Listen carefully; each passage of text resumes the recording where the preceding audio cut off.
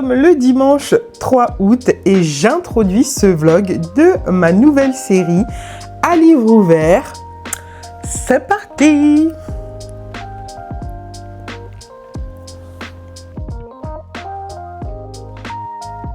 Alors déjà pour commencer, est-ce que ma tasse d'été n'est pas trop magnifique? Non mais franchement, sublime, je l'adore. Je l'adore. Je vais vous faire un petit point lecture.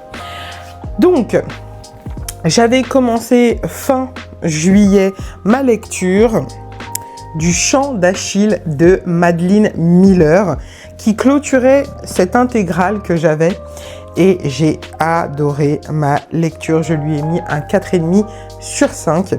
C'était génial. On nous présente, Madeline Miller est très très forte pour parler de mythologie, on va pas se mentir, c'est un peu la déesse de ce genre littéraire. J'ai lu Galatée, première introduction avec Madeline Miller qui fut à la limite du coup de cœur. Je n'ai pas mis de coup de cœur parce que c'est une nouvelle qui fait à peine une trentaine de pages. Ça n'avait pas de sens, mais c'était incroyable. J'ai enchaîné avec Circé, Circé, je vous en ai parlé sur Instagram, sur TikTok et il me semble qu'ici aussi sur YouTube que j'ai lu cette année et cet été je me devais de lire Le Chant d'Achille et je n'ai pas été déçue, loin de là, j'ai adoré ce qu'elle a fait de Patrocle. C'est lui qui nous parle, c'est lui le narrateur de cette histoire. Je n'ai pas été surprise du comportement d'Achille, d'Agamemnon, bref. Lisez Madeline Miller, lisez Le Chant d'Achille, Circé et Galatée et après venez me dire que c'est pas juste incroyable. Comme j'ai terminé ma lecture du Chant d'Achille le premier, j'ai voulu enchaîner avec une lecture un peu plus easy, un peu plus facile, mais dont le sujet n'est pas moins important, loin de là. C'est un graphique que j'ai reçu en service de presse de la part de la maison d'édition Payot, qui s'appelle « Qui arrête les colombes en plein vol » de Séverine Thalès aux éditions Payot Graphique très spécifiquement. Et ce fut une très très bonne lecture. Alors quand je dis très très bonne lecture, ce fut une bonne lecture.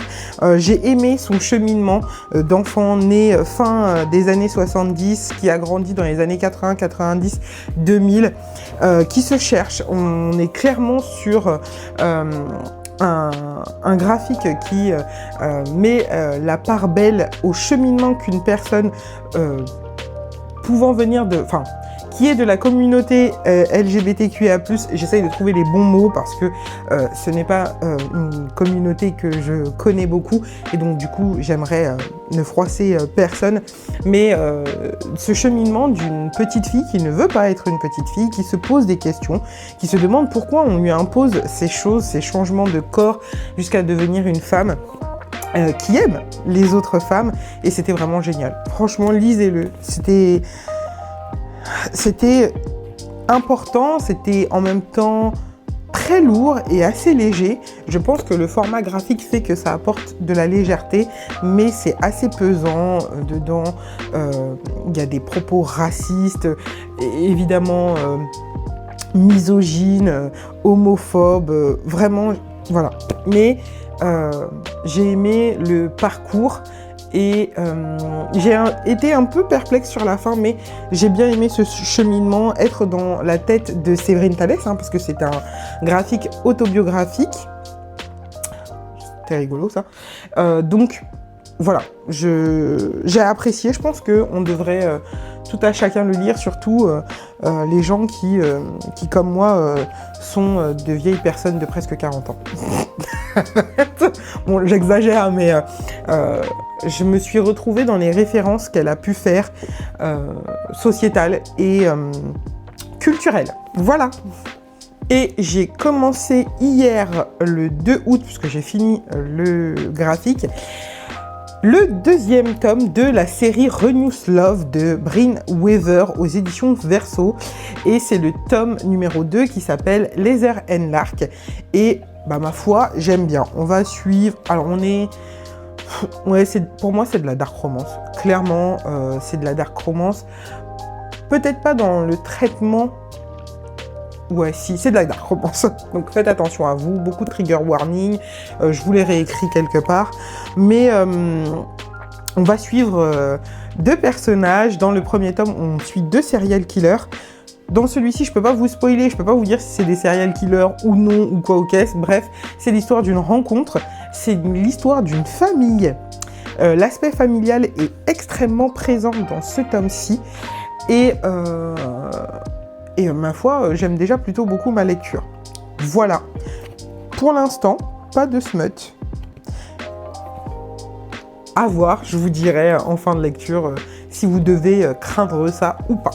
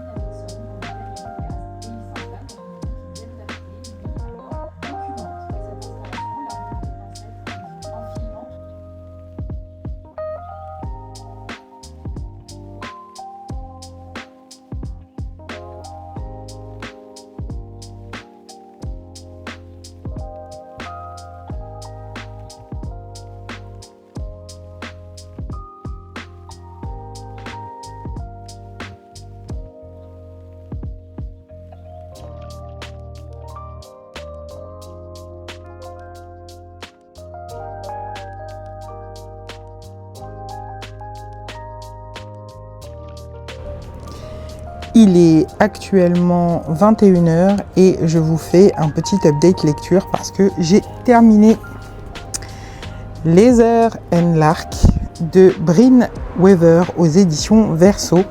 C'est un tome 2, j'ai bien aimé ma lecture, mais j'étais pas fan du personnage principal féminin. Donc du coup, il se retrouve avec une note très honorable de 3,5 étoiles sur 5. Voilà, je vous en parlerai un peu plus profondément plus tard. Et j'ai décidé, parce que je savais déjà ce que je voulais lire après, de commencer Ginseng Roots de Craig Thompson aux éditions Casterman. Je vous le montrerai mieux demain. Qui est un graphique, c'est une BD. Donc je suis très contente. Voilà, bonne soirée. En tout cas pour à l'instant T, là maintenant.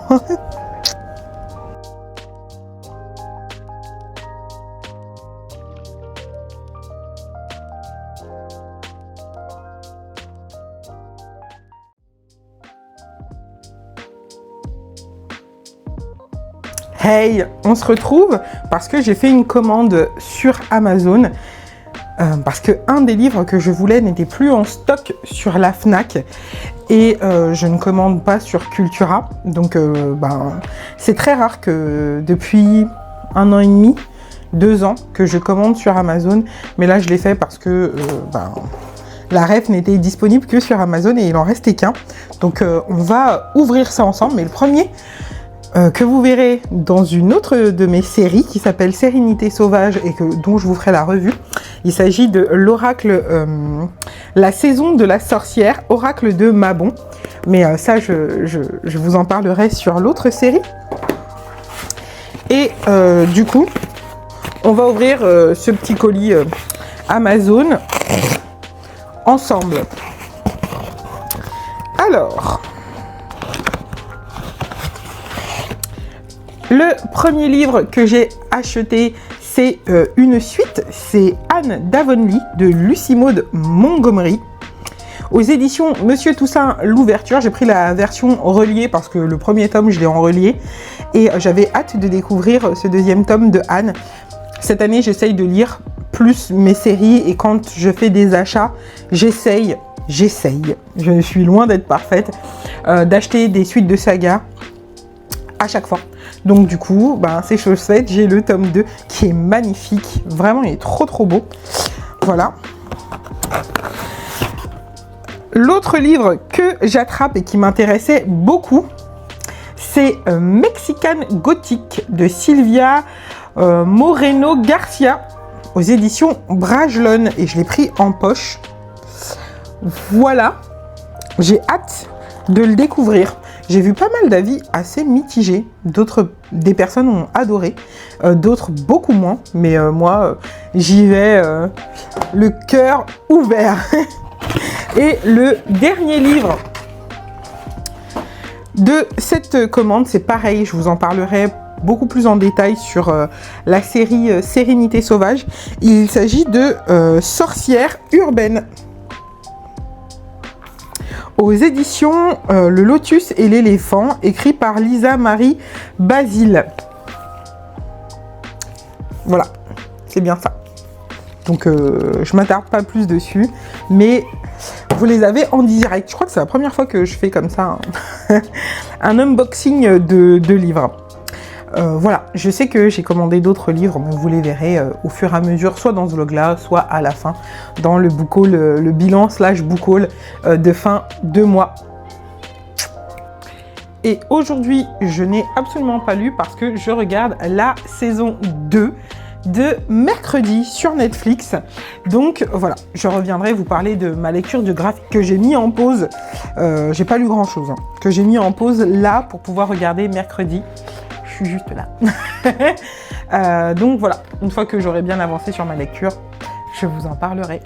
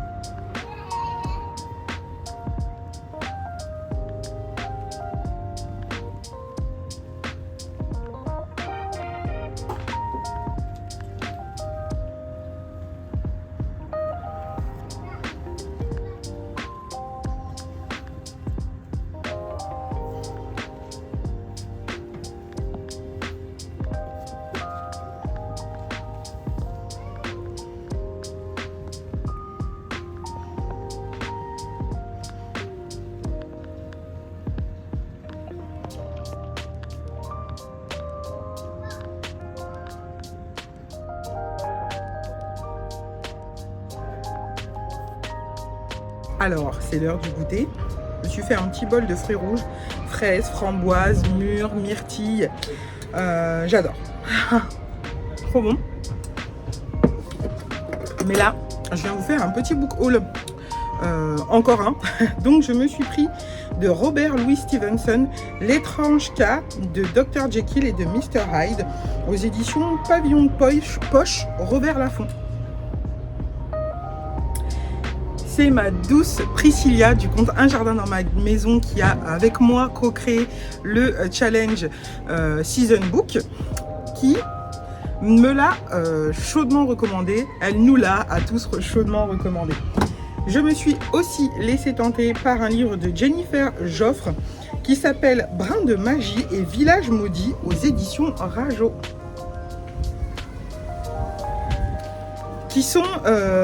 C'est un livre illustré par Sanoé.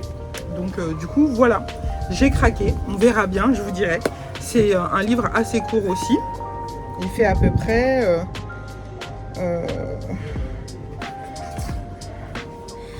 un petit peu plus de 260 pages. Donc voilà.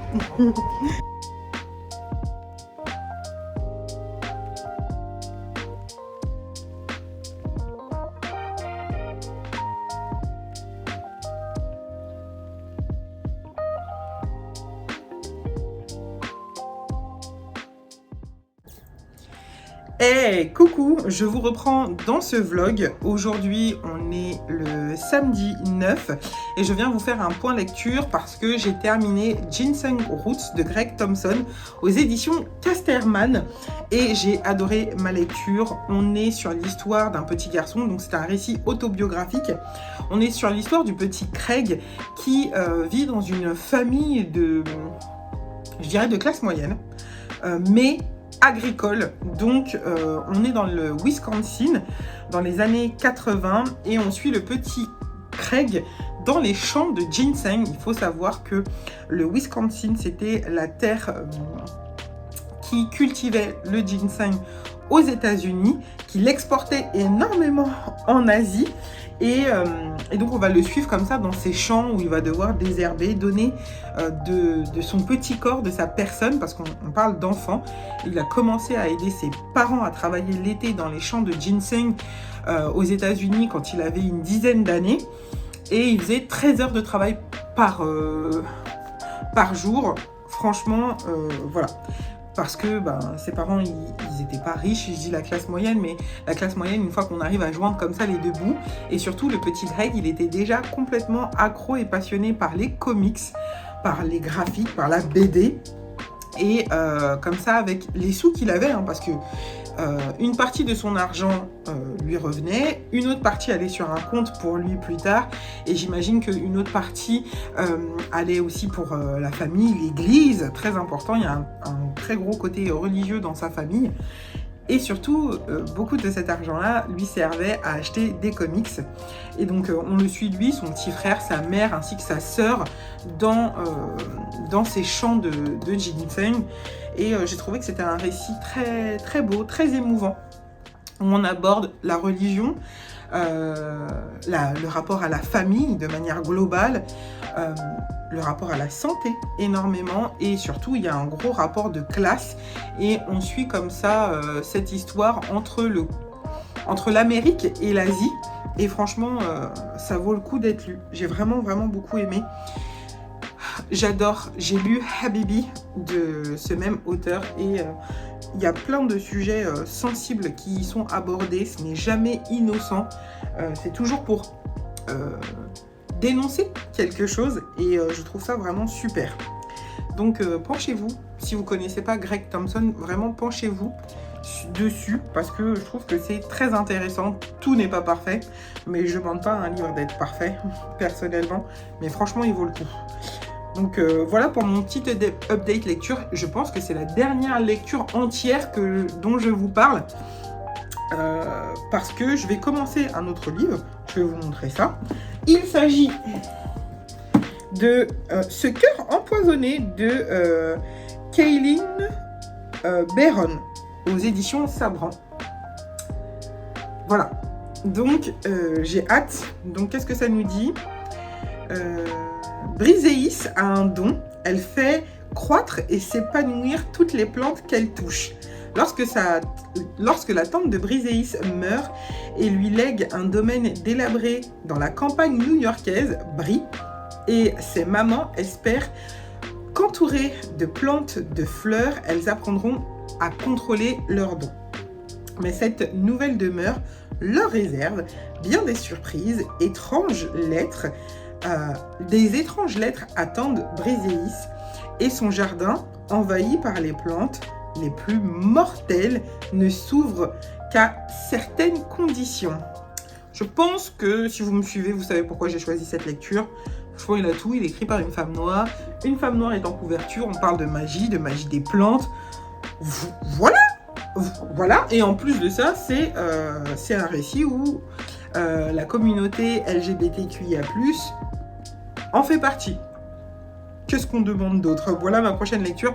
Je ne pense pas arriver à la lire et à la terminer d'ici demain, parce que ce vlog se clôture dimanche. Donc demain pour vous, quelques instants, quelques minutes. Mais pour moi, la vie continue, mais j'aime vous montrer ce que je lis. Donc c'est ça que je vais lire aujourd'hui. Et voilà.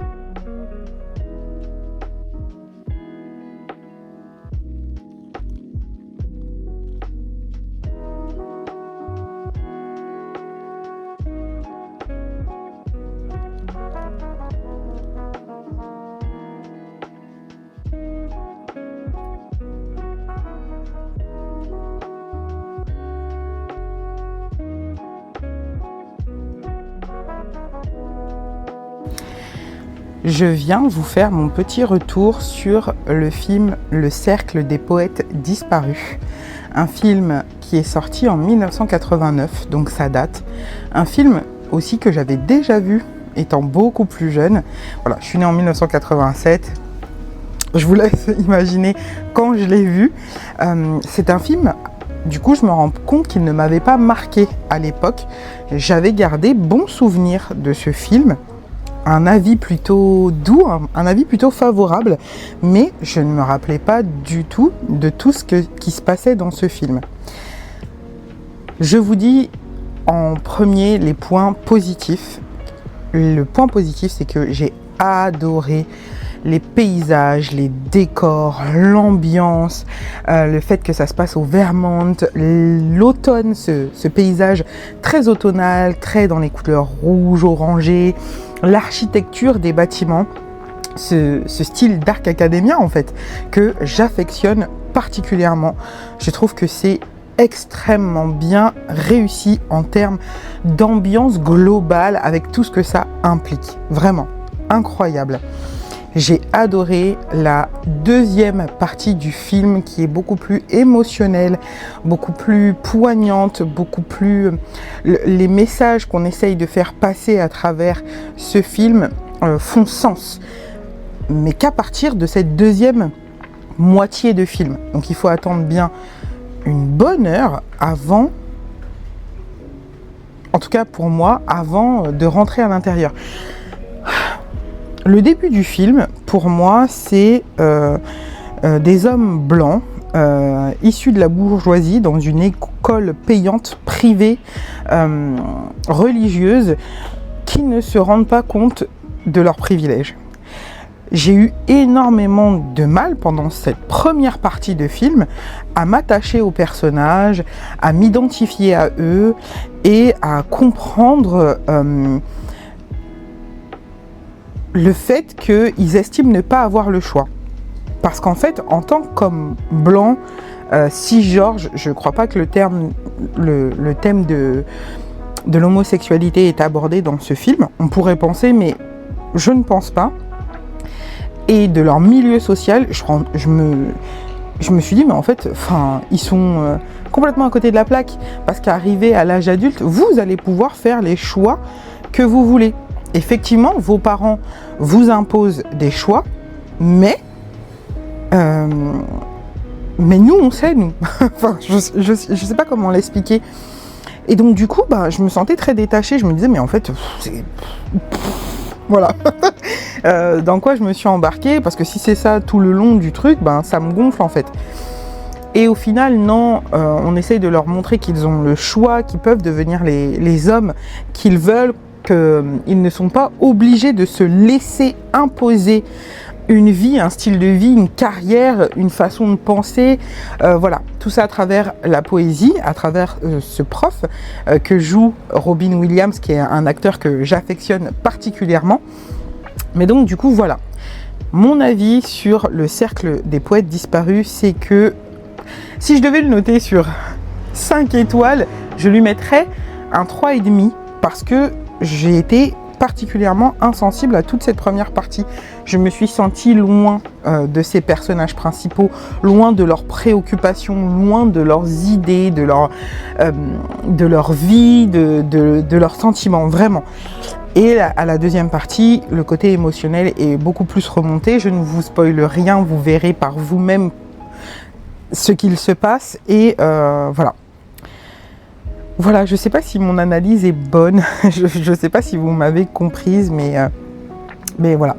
Regardez ce film, il vaut le coup d'être vu, je le pense vraiment, mais c'est pas non plus un coup de cœur pour moi, c'est un avis comme ça un petit peu, pas vraiment en demi-teinte, mais j'aurais voulu plus de personnes racisées. Peut-être plus de femmes, le seul rôle féminin qu'il y a, voilà,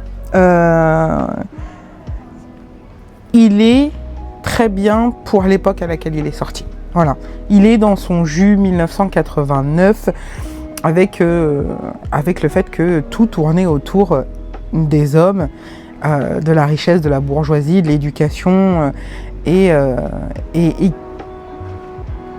qu'en plus de ces hommes-là étaient très égocentrés sur eux, alors que, voilà, ce sont des jeunes hommes, ce sont des enfants, hein, on s'entend bien, mais Je ne sais pas quel est le réel message qu'on veut nous faire passer à travers ce film.